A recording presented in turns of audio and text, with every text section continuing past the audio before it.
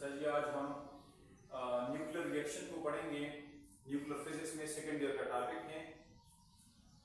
Nuclear reaction कुछ इस तरह का अमल है कि एक होता है केमिकल रिएक्शन, जिस तरह के हम तेजाब और किसी दूसरे चीज को मिलाते हैं तो आगे में कुछ अवामिल हो जाते हैं और उसकी प्रोडक्ट निकल आई जाती है। इसी तरह न्यूक्लियस के हिसाब से जो चेंजेस आती हैं, जब कोई इंसिडेंट न्यूक्लियस या पार्टिकल या प्रोटॉन वो एक टारगेट न्यूक्लियस में कुछ चेंजेस लाता है, तो उसको हम क्या कहते हैं?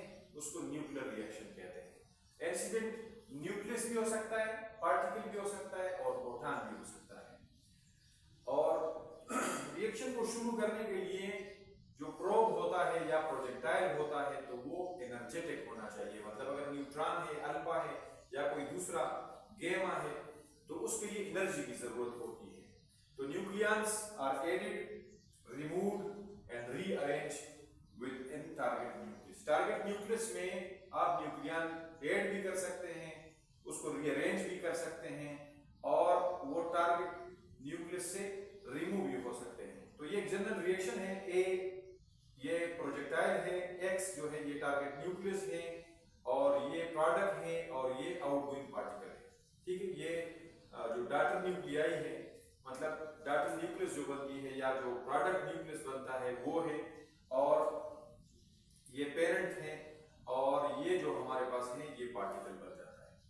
ये मामला उस वक्त शुरू हुआ जब 1919 में अर्नेस्ट रदरफोर्ड ने अल्फा पार्टिकल को नाइट्रोजन पर छोड़ा।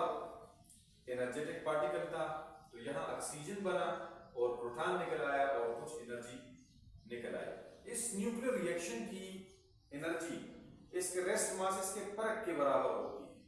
मतलब अगर इन दोनों का रेस्ट मास जो है वो जमा किया जाए और फिर बाद में इनका जमा किया जाए तो इसमें जो परख होगा वो इस एनर्जी की शक्ल में आ जाएगा, और इसी वजह से हम मास और एनर्जी को मास एनर्जी कहेंगे।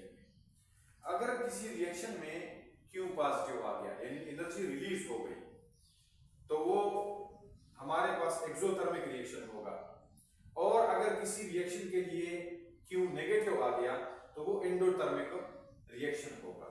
ठीक है, यहां पर हम एक प्रोटॉन को कार्बन पर जोड़ते हैं, ये प्रोजेक्टाइल हुआ, ये टारगेट न्यूक्लियस हुआ, तो इससे इसमें ये वाला मामला हो गया। व्हेन क्या हो जाता है? एडेड, न्यूक्लियंस आर एडेड, तो ये ऐड हो गया इसके अंदर, यानी जो प्रोटॉन था ये इसके अंदर ऐड हो गया, तो ये हमारे पास प्रोटॉन नंबर भी बढ़ गया और मास नंबर जो था वो भी बढ़ गया, तो ये नाइट्रोजन को मुंतकिल हो गया।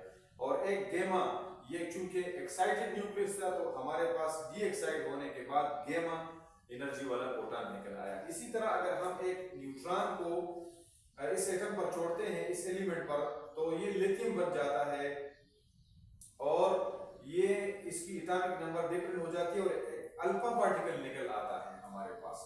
ठीक है, तो ये रिएक्शन जब होते हैं तो इन रिएक्शंस के दौरान हमने कंजर्वेशन लॉस को याद रखना है, और ये सारे रिएक्शन जो हैं ये कंजर्वेशन लॉ को ओबे करते हैं। जिस तरह के कंजर्वेशन ऑफ चार्ज है, कंजर्वेशन ऑफ एनर्जी मास है, conservation of angular momentum J है या L है, और लीनियर मोमेंटम की कंजर्वेशन है, और कंजर्वेशन ऑफ न्यूक्लियन नंबर है, यानी मतलब रिएक्शन के इस तरफ न्यूक्लियन नंबर और रिएक्शन के इस तरफ न्यूक्लियन नंबर एक जैसे होंगे। तो इन सब का हमने ख्याल रखना है, लेकिन हम सेकेंड ईयर फिजिक्स में सिर्फ कंजर्वेशन ऑफ न्यूक्लियन नंबर को पढ़ेंगे और कंजर्वेशन ऑफ मास एनर्जी को पढ़ेंगे। तो सबसे पहले पढ़ते हैं कंजर्वेशन ऑफ न्यूक्लियन नंबर। तो बिफोर रिएक्शन और after reaction number of proton और नंबर ऑफ न्यूट्रॉन ये सेम होते हैं। जिस तरह के अल्फा पार्टिकल आया, नाइट्रोजन एटम, तो ये 2 हो गए और ये 7, तो 14। तो सॉरी, यहाँ पर जो मास नंबर है, नंबर ऑफ न्यूक्लियन है सारे न्यूट्रॉन और प्रोटॉन, तो ये 4 और 14 18 हो गए, और इधर 17 और 1 तो ये भी 18 हो गए। तो नंबर ऑफ न्यूक्लियन जो है ये सेम होने चाहिए। कंजर्वेशन ऑफ मास और एनर्जी का मसला ये है कि हमने